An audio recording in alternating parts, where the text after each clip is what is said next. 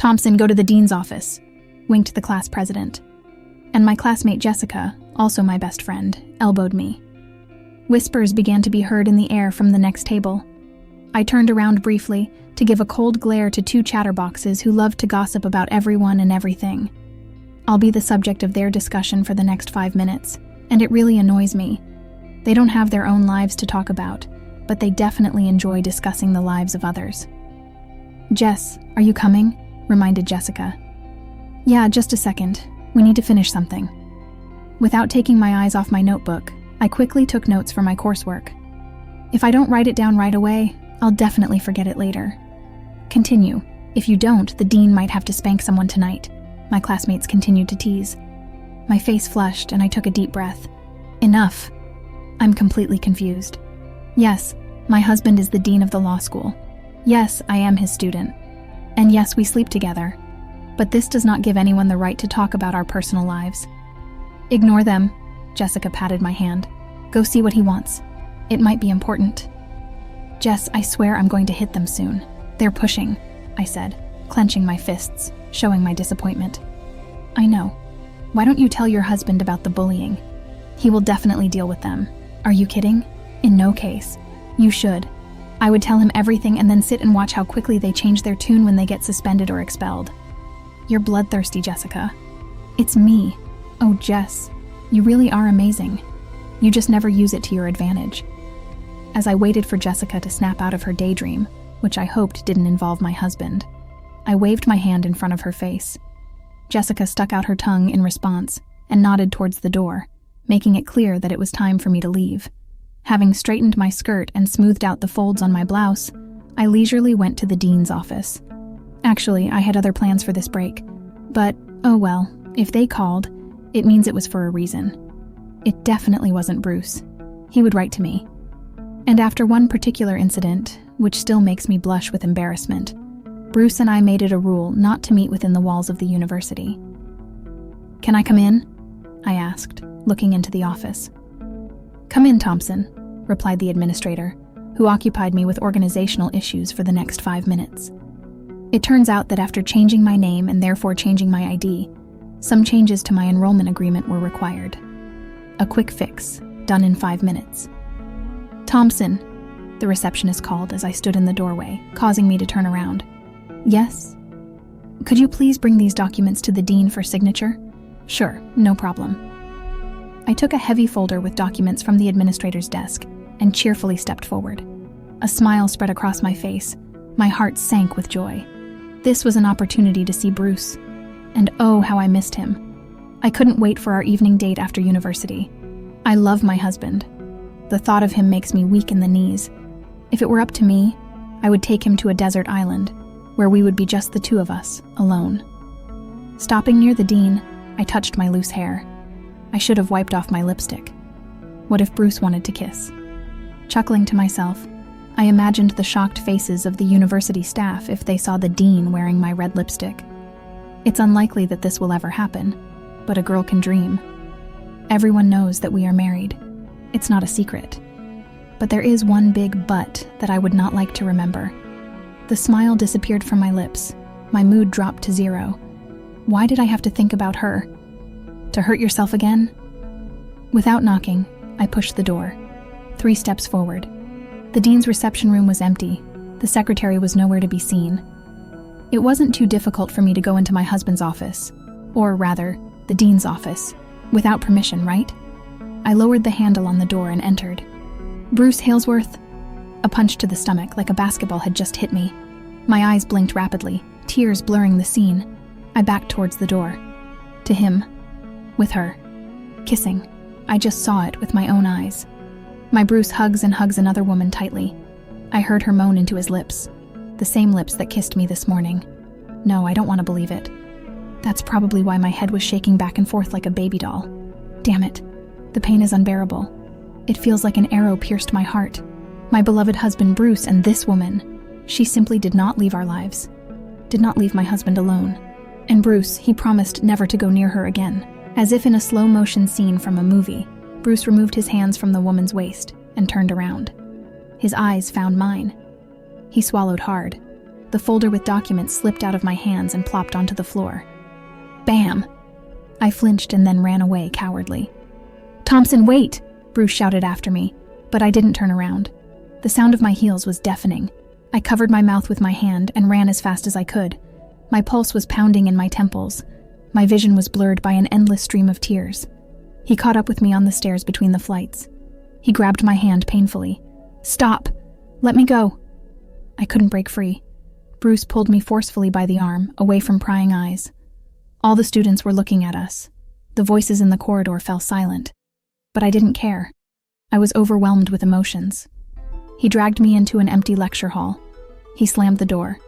Pressing me against the wall, he placed his hands on either side of my body. I turned away. I didn't want to look at him. The pain was excruciating. It tore me to shreds. I trusted him, believed in him, loved him, as much as I could. I was sure that my love would be enough for both of us. I thought that he could forget her. I eradicated this damned feeling from my heart. But I was wrong. Oh, how wrong I was. "Bruce, let me go. I saw you with her." Bruce's hands held me tightly by the waist, and it was not easy to break the tight ring of his hands. "What you see? That's it. How you kiss, hug, caress each other. I can't take it anymore. Please let me go. She will always have a place in your heart, and I will always be a stranger. I need to leave." "You are my wife," he stated in a broken voice, holding my face with both hands. "Thompson, look at me. Look. Let go. Hurt." His fist slammed into the wooden door just inches from my head, causing me to flinch. "I promise I won't make a scene. Tomorrow I will file for divorce and disappear from your life. Just let me go, please," came out with a sob. Bruce's icy gaze glared at me. His lips were pressed tightly together, and his jaw muscles were clenched. "I understand. I am a grown woman and will survive this drama with dignity. Don't worry, I won't hurt myself, and I will not die from lack of your love. Anyway, have a happy life, Bruce Halesworth. Calm down and stop talking nonsense. Forget what you just saw and live as before. Continue to live as before." "How? How should I do this, Bruce? When you don't give me the slightest chance to be here." I poked him in the chest, where his heart was beating fast. "It's busy, for a long time, and apparently, forever." He sighed heavily, looked away, and pursed his lips. This conversation was unpleasant for him, his least favorite topic. And it was mine too. But I had to speak up because I was tired of being his least favorite. I hated wearing the ring of a man who was in love with another woman on my ring finger. "Let me go. I have to go to class. Recess is almost over." "We'll talk at home tonight," he said dryly, taking a few steps back. I wanted to tell him that there would be no talking at home tonight, that this time it really was the end, but I couldn't. It was as if a noose had been tightened around my neck. It became difficult to breathe, and my heart, full of love, was torn into small pieces. Be in love. Suffer. For me, these words have become synonymous. Being so innocent and having no experience in relationships with men, I drew the attention of the mature Mr. Halesworth to real and sincere feelings. I thought I was lucky. Bruce Halesworth reciprocated my feelings. He fell in love with me. After all, I had been in love with him since freshman year, from my very first constitutional law class, when he walked into the classroom 4 years ago in September, when our eyes met and my heart did a flip. I shook my head, clearing it of the remnants of a dream that would never come true. I wiped away the traces of tears on my cheeks and turned away from Bruce, intending to leave the lecture hall. "Thompson," his voice followed me, and I stopped. "It's my fault, really. But apart from this kiss, nothing else happened. We didn't sleep together, if that's important to you." I held back the tears that were about to fall again. Why is he doing this to me? He sees the state I'm in, but he persists. "We didn't sleep together, if that's important to you." These words sank deep into my soul, poking wounds that had not yet healed properly. What did Bruce hope to achieve by saying this? What will make me feel better? Last but not least, the pain intensified 100-fold. He was with her, even if not yesterday or last week, but he was. How can I live with this? How will I look this woman in the eyes, pretending that nothing happened? She is an adult, experienced, juggling 2 men at once, her husband and mine too. Their relationship is forbidden, sick, almost beyond the bounds. This has been going on for many years, and no one but me knows. I keep someone else's vile secret, from which I want to cleanse myself, rid my being of every last gram of dirt. I said nothing in response, pulled the door handle and walked away, leaving Bruce alone in the lecture hall.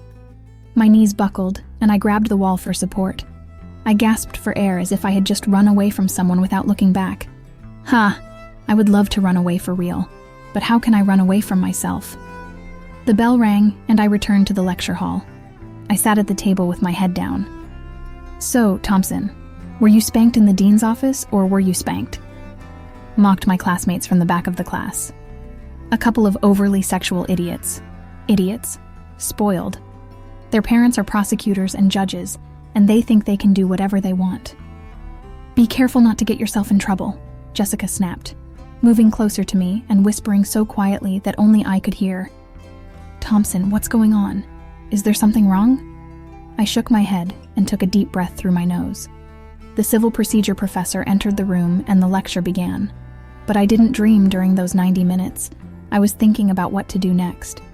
Bruce will be home a few hours later than me, so I'll have time to pack up and leave. He would find me immediately. There is no doubt about it. Apart from my grandmother, I have nowhere else to go. There is also my alcoholic father in his communal apartment, but I would not set foot there. Seeing his always drunk face is as painful as her husband's betrayal. The lesson ended as expected, and I didn't remember anything. Then there was another lecture, which I also did not listen to. "Thompson, do you have some time? Maybe we could hang out in our cafe and chat a little?" Jessica suggested, but I had no time to sit and chat. I refused. "Okay, then maybe another time, okay?" "Yes, Jessica, someday later." Jessica saw that I was upset, but didn't ask any more questions. Even in my first year, she realized that I was one of those people who withdraw into themselves when faced with problems. The best thing to do was to leave me alone until I came out of my shell on my own, ready to become the chatty, funny person I usually am. After saying goodbye to my friend, I headed to the bus stop. I got on the bus, put on my headphones, and stared out the window. I closed my eyes, and they appeared in my mind's eye. Bruce and this woman, Amina. I remembered the first time I saw them together, how it turned my world upside down. I couldn't believe what I was seeing.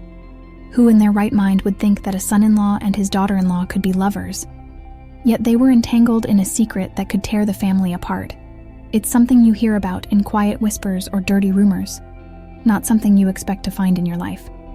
The bus rumbled along, and I became lost in the scenery rushing past, each street and building leading into the next, as I tried to escape the images swirling in my head. When I finally got to my grandmother's house, I didn't know what to expect. Will she believe me? Could I even bring myself to tell her the reason for my unexpected visit? She watched soap operas with such complicated plots, but this was real life, and I was in the center of it. As I walked up the stairs to her apartment, I braced myself for her reaction. I could trust her with my feelings, my fears. But could I trust her to understand the complexity of the situation in which I found myself? I knocked lightly, and when she opened the door, her face lit up with surprise and concern. "Thompson, my dear, what brings you here at this hour? Is there something wrong?" I hesitated, the words stuck in my throat, but I knew I couldn't pretend for long. "Grandma, I need to stay here for a while. Is that okay?" The grandmother wouldn't reveal any details, yet. She just pulled me into a comforting hug, and in that hug, I felt a little relief from the load I was carrying. Tomorrow will bring its own problems, but today, I had a refuge with my grandmother. That should have been enough for tonight. Over the next few days, my grandmother's house became my refuge. She had a way of offering comfort without asking, creating a space where I could sort through my emotions and the issues of my failing marriage. I didn't share the whole truth with her, but she seemed to understand that I was nursing deep heartache and needed time to heal. In the meantime, I received a series of messages from Bruce, a mixture of apologies, pleas, and assurances that it was all a misunderstanding. But his words fell on deaf ears. The betrayal cut too deeply, and trust, once broken, is not easily restored. Time passed, and every day I became stronger, more determined. I focused on my studies, immersed myself in books, and maintained a daily routine that occupied my thoughts. It wasn't just about moving on. It was about rebuilding yourself, gaining confidence in your independence. One particularly cold evening, as autumn leaves turned the sidewalks fiery reds and oranges, I walked along familiar streets and realized that the pain was beginning to subside. Thinking about Bruce no longer made my chest feel tight. Instead, a new sense of peace settled within me. I stood outside the university, watching couples pass by, laughing and throwing themselves at each other with comfortable familiarity. It is now clear that love is not only about joy and connection, it was also about self-respect and boundaries, knowing when to hold on and when to let go. As for Bruce and Amina, their secret eventually came to light, as dark matters often do, and they faced the consequences of their choices.